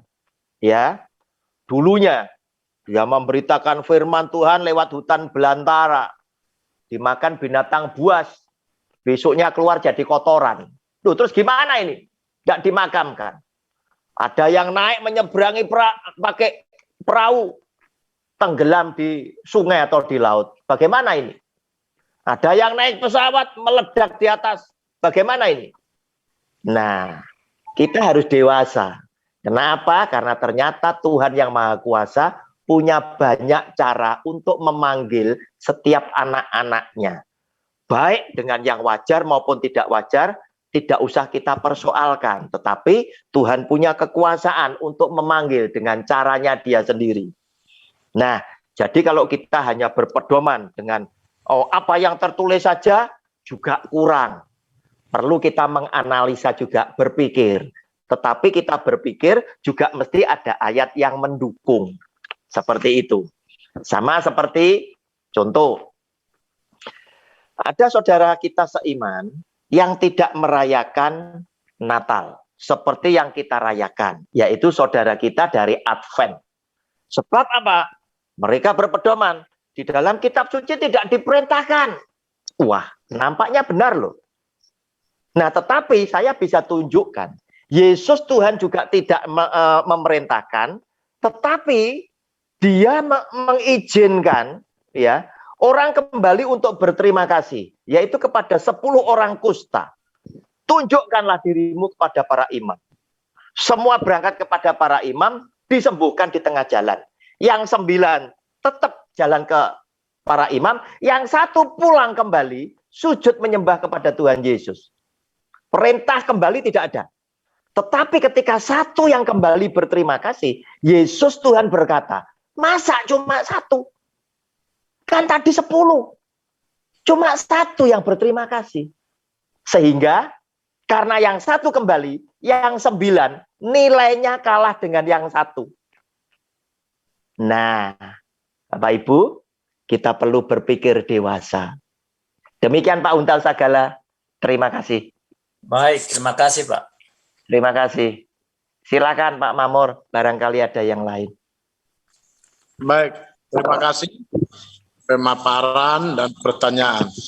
Masih dapat sesi bertanya 2-3 kali lagi Bapak Ibu. Silakan, masih ada kesempatan 2-3 kali. Iya, yang mau bertanya. Boleh saya sedikit menambahkan ya Pak. Boleh Pak Tirta, silakan Pak. Silakan Pak. Kalau saya punya pendapat, dosa atau iman itu tidak bertumbuh saat kita sudah mati. Jadi nggak ada gunanya dipermasalahkan mati, mau dibakar kayak mau dikubur. Yang punya duit kubur ya supaya bisa diingat-ingat, silahkan. Yang mau praktis ya dibakar. Kalau saya punya pendapat gitu, ya. Yang jelas kita itulah tidak ada kaitannya dengan iman kita kalau kita sudah mati. Jadi mati, stop ya, tutup buku ya. Justru selama masih hiduplah kita harus dekat-dekat dengan Tuhan, melakukan hal yang benar. Itu yang penting. Ya. Jadi kalau udah mati, udah jangan dipermasalahkan. Ya orang kita kadang-kadang yang sering bolak-balik ke luar negeri, naik kapal, meledak kapalnya terbakar. Apa enggak masuk surga? Ya enggak kan? Tergantung kelakuan kita pada saat masih kita hidup. Ya, itu yang penting. Jadi pada saat kita mati, tutup. Jadi jangan tunggu kita mati. Makanya selama masih hidup, marilah kita berbuat kebaikan dan selalu bersandar kepada Tuhan. Serahkan hidup kita kepada Dia. Dia yang mempunyai kehidupan kita.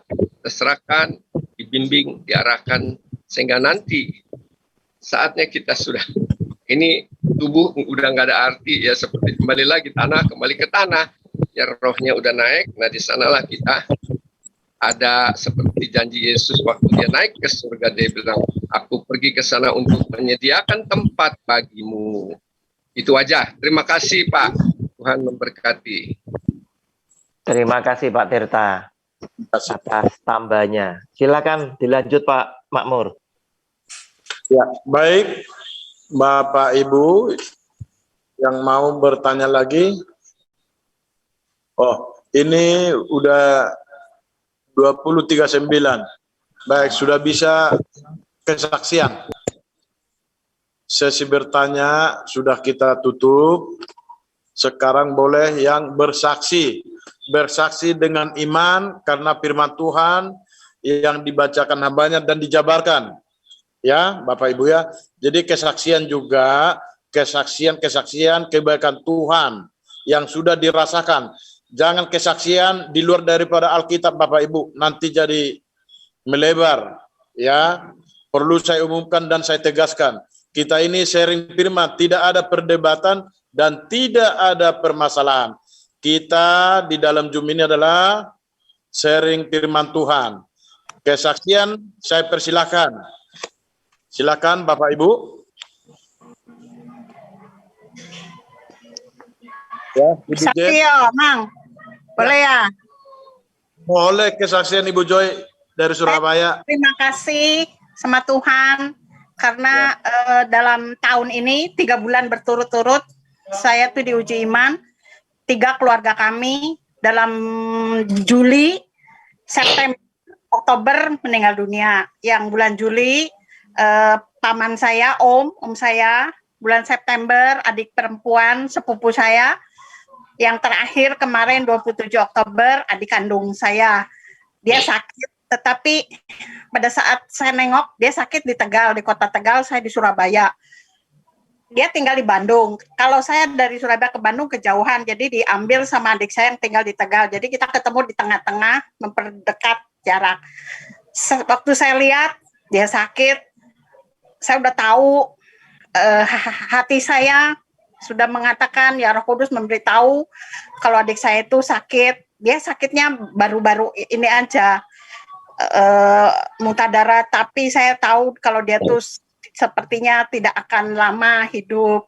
Ya, oleh sebab itu saya pesan sama adik saya yang ada di Tegal, kalau misalnya ada apa-apa dengan adikku yang namanya Samuel, saya bilang langsung sama adikku yang perempuan di Tegal itu kremasi. Saya langsung begitu. Sebab bagi saya, walaupun saya dari kecil Kristen, saya tahu firman Tuhan, tapi bagi saya bukan tabu, bukan pamali ya, kalau masalah kremasi bukan satu hal yang ditakuti atau yang melanggar firman Tuhan. Bagi saya tidak. Terima kasih, Tuhan itu baik. Sewaktu dia masuk rumah sakit, ada biaya yang adik saya bisa nge-backup gitu ya kan. Rumah sakit di Tegal itu bukan hal yang murah. dia nggak pakai BPJS, tetapi semuanya boleh di cover, bisa berjalan dengan baik, mulai dia dari Bandung, dibawa ke Tegal, di Tegal masuk rumah sakit, dirawat di rumah sakit 10 hari, sampai saya meninggal, dikremasi, sampai saya kembali ke Surabaya, padahal tanggal 15 Oktober itu saya ke Tegal, nengokin dia. Dia meninggal tanggal 27. Saya balik lagi, tanggal 28-nya saya kembali lagi ke kota Tegal, semua atas kemurahan Tuhan, walaupun dia dikremasi, toh semuanya kembali kepada Tuhan, yang penting iman. Saya percaya, adikku percaya kepada Tuhan Yesus, dan saya ambil keputusan dikremasi itu karena supaya tidak menyusahkan kita yang masih hidup. Lebih baik yang hidup ini berjaga-jaga, menjaga iman sampai pada saat Tuhan Yesus datang. Kita masih menjaga iman kita dan Tuhan Yesus datang masih melihat iman pada kita semua. Puji Tuhan, terima kasih. Pak Roni, terima kasih. Pak Makmur, terima kasih. Semuanya terima kasih. Terima kasih Bu Joy, terima kasih. Terima kasih Bu Joy kesaksiannya. Baik, ini Oma Sinta. Silakan Oma buka mic-nya. Dibuka mic-nya dulu Oma. Ya. Ya. Saya dengar tadi ya. Terus saya mengingat. Saya ada keluarga kan yang memang berbeda agama. Tapi waktu meninggal ya kan, diminta sama mereka yang beragama lain kan, ya, Mama Konghucu begitu kan, dia dengan caranya kita persilahkan karena dia udah mati ya kan gitu, mau diapakan dengan cara apalah gitu ya. Jadi dia mau dengan caranya mereka ya kita silahkan aja. Yaitu seperti tadi contoh dari Pak Tirta ya, jadi yang udah mati itu yang menguburkan orangnya yang berhubungan pribadi lepas pribadi dengan Tuhan tadi ya, begitu Tuhan.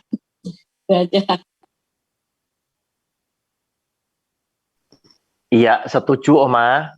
Jadi apa yang Oma Sinta saksikan ini tadi, kita kaitkan dengan apa yang dijelaskan Pak Tirta, bahwa orang kalau sudah mati, ya kan sudah tutup buku. Dia pun loh, jenazahnya ini tidak bisa ngapa-ngapain. Dia tidak bisa menentukan mau dikubur, mau dibawa kemana dan dia tidak bisa menentukan begitu loh. Jadi sudah tidak ada apa-apanya, sebab apa? Rohnya sudah kembali kepada Tuhan, dan Alkitab memberikan petunjuk kepada kita. Hosea pasal 6, saudara lihat Hosea pasal 6 ayatnya yang kedua. Hosea pasal 6 ayatnya yang kedua, di situ dinubuatkan untuk semua orang. Ia, huruf besar, akan menghidupkan kita. Kita itu banyak, berarti manusia semuanya. Sesudah 2 hari. Koma, kapan sesudah 2 hari? Ditegaskan di situ. Pada hari yang ketiga, ia, huruf besar, Tuhan, akan membangkitkan kita. Dan kita akan hidup di hadapannya, huruf besar. Ini nubuatan digenapkan oleh Kristus. Yesus Kristus Tuhan mati hari Jumat 1. Jumat hitung 1. Sabtu hari kedua. Hari ketiga Minggu dia bangkit. Klop sama itu. Nubuatan digenapi oleh Tuhan Yesus. Sehingga kita pun akan mengalami seperti itu. Roh kita kembali kepada yang mengkaruniakan. Hari ketiga kita hidup di hadapannya, huruf besar. Sebab apa? Dikatakan di dalam firman Tuhan, Kristus menjadi yang sulung. Kita saudaranya di belakangnya. Kita ngikuti apa yang sudah dijalani oleh Tuhan Yesus, kita napak tilas di belakangnya. Demikian Oma, silakan Pak Makmur dilanjutkan lagi. Mari Bapak Ibu yang terkasih, yang mau kesaksiannya. Baik, yang sudah tunjuk tangan silakan dibuka mic-nya.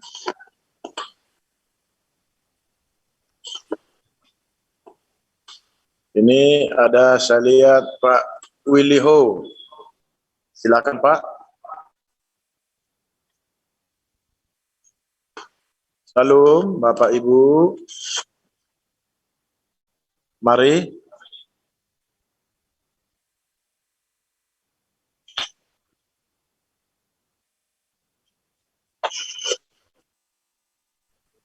Kalau boleh saya mau sedikit menyaksikan kebesaran kuasa Tuhan. Boleh Pak, boleh. Silakan Pak. Boleh Pak? Silakan Pak, silakan. Ya, Silakan. itu terjadi pada saat saya tahun 73, 1 tahun sebelum saya menikah. Saya terjun ke jurang dengan mobil pada saat itu tahun 73, ya mobil Fiat, banyak Fiat di Jakarta ya, Fiat 13.300, ada Fiat 1.100, 1.300 yang besar. Saya itu 9 orang di dalam mobil itu. Saya bawa cici saya, waktu itu dia masih Konghucu. Saya udah Kristen, karena pacar saya yang istri saya sekarang anak pendeta, jadi saya ikut Kristen, tapi memang saya udah Kristen sebelumnya. Di Lampung, saya umur 21, saya udah terima Tuhan, itu saya umur 27, cemplung ke jurang semua, luar biasa ya. Itu di jurang hanya saya laki-laki yang besar, yang lain anak-anak kecil, 5 tahun, 8 tahun, 10 tahun, terus semua perempuan. Nah itu istri saya yang sekarang itu pacar saya, ya. Beda 4 tahun dari saya. Cici saya udah, yaitu anak-anak cici saya udah dewasa, dari saya jauh, anaknya banyak. Terjun. Itu kalau kita ya, kalau bukan Tuhan itu saya udah nggak ada, udah meninggal. Karena hancur, 15 meter jurang itu, terjun ke jurang ya, Anda ngerti bahwa jurang itu biasanya airnya mungkin hanya sedengkul, tapi batu-batu besar ya. Mobil bayangin 15 meter jatuh, blek ini, suaranya udah kayak bom, hancur. Kita di dalam mobil itu. Tapi puji Tuhan, Tuhan luar biasa. Seperti janji Tuhan, 1-2 orang di dalam rumah ya, percaya, seisi rumah diselamatkan. Itulah terjadi di dalam mobil saya dan pacar saya yang sudah terima Tuhan, semua seisi mobil itu diselamatkan. Dan luar biasa, tidak terjadi, tidak terbakar itu mobil, ya toh. Jadi kita sampai bisa naik kembali. Saya yang melakukan evakuasi naik ke atas dalam keadaan saya 2 jam tidak sadar. Saya tidak tahu apa yang saya lakukan. Orang kampung semua keluar ngelihat, karena jurang begitu dalam tidak ada satupun orang kampung yang turun, gitu kan? Tapi dia tebangin itu pohon-pohon bambu dari pinggir jurang, banyak pohon bambu biasa. Itu di daerah Ciomas, Jadi ditebangin bambu-bambu itu kan panjang, bisa 20-30 menit turunin. Nah, saya hanya dengan pegang itu. Mereka juga berpikir orang kampung itu, ini bisa, tolong bisa. Kalau enggak saya juga nerekel gimana kita nggak tahu. Tapi Tuhan itu memang luar biasa. Ya, Tuhan ajaib. Apapun Tuhan bisa lakukan. Jadi dengan bambu itu saya pegang. Saya naikin 1 persatu. Itu 8. Saya 9 nama saya. 8 orang. Naik ke atas. Itu supirnya saya nggak tahu. Saya udah nggak mikirin supir dah ya. Kita mikirin kita semua. Naik ke atas. Sampai di atas. Terus orang kampung yang panggilin mobil untuk kita dibawa ke rumah sakit. Begitu. Itu saya nggak sadar. Sampai di rumah sakit, saya baru sadar. Saya yang paling parah, muka saya itu kaca semua masuk ke sini. Muka saya kayak kebu kayak orang habis tinju, bengep hitam begitu. Saya tahu setelah saya pulang Jakarta, saya ngaca, waduh muka gue bengep hitam begitu ya, bukan hitam ya, kayak biru-biru, kayak bola, bengkak. Jadi itu di rumah sakit itulah saya baru sadar. Saya bilang, kok kita di sini, di mana? Memang tujuan saya kan mau ke Karangbolong, itu dari Serang masuk ke Ciomas, masuk ke sono ke Karangbolong. Kunci saya dari tadi bilang, Lu dari tadi ngoceh aja, dia bilang gitu. Ya kita nggak ngerti, ya tentu kita tanya. Tujuan kita piknik kok adanya di sini gitu kan. Nah, saya udah gendong gini, udah diikat gitu, udah normal pikiran saya. Terus saya cerita sama dokter seperti itu, dia bilang dari tadi dia ngoceh, tapi dia yang jalan, dia yang semua yang evakuasi dia. Dokter bilang, saya nggak ngerti. Ini orang, dia bilang saya tuh kena geger otak parah. Biasanya saya dengar di dokter ngomong sama Cici. Biasanya orang kalau geger otak parah itu belum mati masih bisa bergerak, tapi bergeraknya nggak terarah. Dia bilang, kalau ini saya bingung, saya nggak ngerti. Dia bilang, nah ini nggak boleh pulang, saya nggak boleh pulang ke Jakarta karena memang saya diperiksa yang paling parah, harus stay, harus rawat inap di Serang. Tapi karena otak saya udah sadar sesadar-sadarnya, saya bilang, dokter nanti saya mau masuk rumah sakit di Jakarta aja. Kalau di sini kan keluarga mau besuk saya repot ya toh. Waktu itu Jakarta Serang tuh mau makan 5 jam perjalanan. Kayak sekarang cuma 1 jam kan Serang. Ada jalan tol, dulu nggak ada tahun 73. Jalan kecil rusak. Jadi pikiran saya udah normal kan. Saya bilang, enggak dok, saya mesti ke Jakarta saja. Dokter, tulis aja apa yang saya derita, nanti saya bawa di rumah sakit sana, saya masuk. Itu kan udah normal pikiran saya. Dokter bilang nggak bisa. Disodorin formulir pulang paksa. Dokter nggak mau tanggung jawab kalau ada apa-apa di jalan gitu. Ya udah, saya teken aja. Saya teken, saya pulang. Sampai di rumah, sore udah malam. Saya telepon mama saya di Lampung waktu itu. Besokan dia datang. Lihat muka dia di kaca, udah bengep muka begini. Akhirnya nggak sekalipun saya ke dokter di Jakarta. Coba, luar biasa, Tuhan nyatakan kuasanya.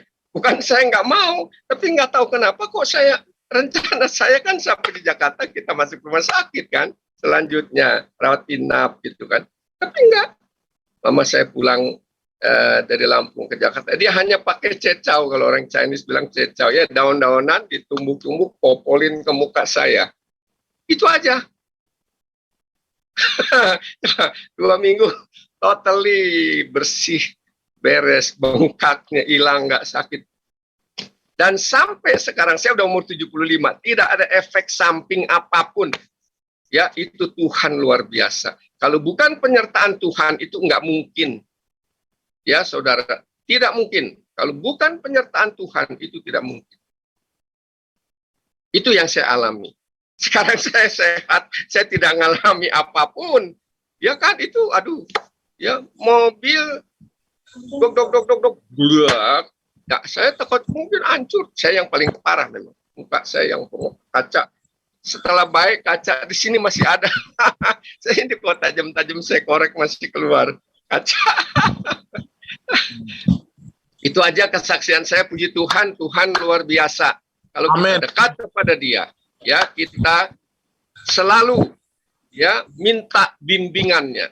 Sebab pada waktu saya mau berangkat itu hari Minggu, mestinya ke gereja saya bilang sama pacar saya, bisa nggak nih kita pergi, kita mestinya ke gereja, gitu kan? Dia bilang, tanya papanya pendeta, ya nggak apa-apa, ya karena sama pacar kan ya dikasih, gitu kan? Udah kita doa dulu, saya bilang, kita berdoa. Nah itu penting, kita kemana-mana doa dan doa, sebab dengan doa kita minta Tuhan, penyertaan Tuhan. Sekali lagi, seperti apa dikatakan 2 orang, ya, benar, berdoa di dalam rumah, semuanya diselamatkan. Itu 1 mobil, ya, 2 saya dan pacar saya yang sudah Kristen berdoa, seluruh di dalam mobil diselamatkan. Puji Tuhan. Terima kasih waktunya. Tuhan memberkati kita semua. Haleluya. Terima kasih kesaksiannya Pak Tirta Kusuma Harja. Nanti waktu Bapak akan kita undang kesaksian di UPD. Nanti ya. Baik. Puji nama Tuhan. Kesaksian satu lagi yang kita tunggu masih ada. Kesaksian silakan Pendeta Bandar. Iya, terima kasih. Terima kasih hambanya Pak Roni. Terima Ya, kasih Bapak sama-sama. Ibu yang dikasihi Tuhan kita Yesus Kristus. Terima kasih juga kepada pembawa acara kita, Bapak Pendeta Situmeang. Ini kesaksian saya 18 tahun yang silam. Waktu saya masih semangat-semangatnya penginjilan. Penginjilan sih nggak jauh, sekitar Tanjung Priok juga. Waktu itu kita baru kenal dengan seseorang, dia katakan preman. Ya preman lah ya. Kalau dibilang preman itu sudah pasti yang mentalnya mental baja. Bahkan dia merampok dan juga membunuh kira-kira ya. Waktu itu pertama kita kunjungan agak ragu-ragu. Melihat penampilannya, badannya penuh tato. Dia selalu minum whisky, alkohol ya. Pagi, siang, malam itu nggak jauh dari botol miring. Itu ya, topi miring katanya. Whisky, alkohol. Kita kunjungin, dia juga udah menikah dengan keluarganya, mereka ngontrak di satu rumah. Kita telusuri rupanya orang ini, saudara kita ini berpindah-pindah tinggalnya. Karena dia takut dengan perbuatannya, takut dengan orang lain yang menjahatinya. Karena dia termasuk juga orang jahat. Pendek cerita, kita kunjungin, waktu itu belum ada handphone. Seperti ini ya, belum ada handphone, dulu masih ada telepon kantor. Ya, masih kita kunjungan lah, semangat, bawa makanan, kunjungan. Akhirnya beliau mau masuk gereja. Dengan kerinduannya dia nangis dan kita lakukan pelepasan. Dia keluarkan semua yang ilmu-ilmu yang dia milikinya, okultisme, dan dia dibaptis. Pendek cerita Bapak Ibu, tugas kita kan udah selesai nih. Kita injili, dia mau gereja, terima Yesus dan dibaptis. Itu tugas kita. Pendek cerita Bapak Ibu, karena dia udah bertobat, dia tidak merokok lagi. Musuh yang lama dendam. Akhirnya dia diculik dan dihajar dan mati. Intinya Bapak Ibu bukan soal matinya, dikubur atau dikremasi, tidak masalah itu. Intinya waktu dia masih hidup, kita ajarkan Injil, kita doakan, dan dia mau gereja, terima Yesus, bahkan dibaptis. Saya bangga, saya senang dengan tim dan teman-teman bahwa sudah melahirkan jiwa-jiwa baru ikut Kristus. Walaupun kematiannya, kita ingat Bapak Ibu ya, ada hukum tabur tuai. Apa yang kita tabur, itulah yang kita tuai. Namun, saya bangganya kematiannya, sebelum kematiannya dia sudah terima Yesus. Ayo kita Bapak Ibu yang sudah mengenal Yesus dan terima Yesus, bagikan pengalaman rohanimu kepada teman-teman, saudara-saudara, supaya mereka juga selamat. Kalau mereka sudah selamat, saya percaya malaikat di surga bersorak-sorai dan nama kita dicatat di buku kehidupan. Jadi dengan semangatnya kita jom-jom seperti ini, ayo jangan pikirkan hanya diri sendiri. Pikirkan saudaramu yang belum mengenal Yesus. Ajarkan kebaikan, saling berbagi, saling mengasihi, sehingga mereka melihat orang Kristen itu beda dengan dunia. Percuma kita ikut jom, rajin gereja, rajin doa, tapi masih pelit, masih jahat, masih suka gosip, masih berkata-kata yang kotor. Capek Pak Roni dan teman-teman membuka jom. Kalau kita sendiri juga tidak bertobat, buah pertobatan itu bisa dilihat dan diketahui bahkan dirasakan oleh orang lain. Saya senang, saya bangga buat malam hari ini hambanya Pak Roni sudah memaparkan pengetahuan-pengetahuan yang baru bagi kita soal kremasi atau dibakar atau yang dikubur. Namun, sebelum mereka dikubur, sebelum mereka dikremasi, ajarkan supaya mereka mengenal Yesus. Bahkan juga dibaptis. Kematiannya pasti Tuhan Yesus perhitungkan. Itu dari saya, hambanya Pak Roni, pengalaman dan kesaksian saya menginjili orang-orang penjahat, dan akhirnya dia menerima Yesus, bertobat. Namun kematiannya kita nggak tahu.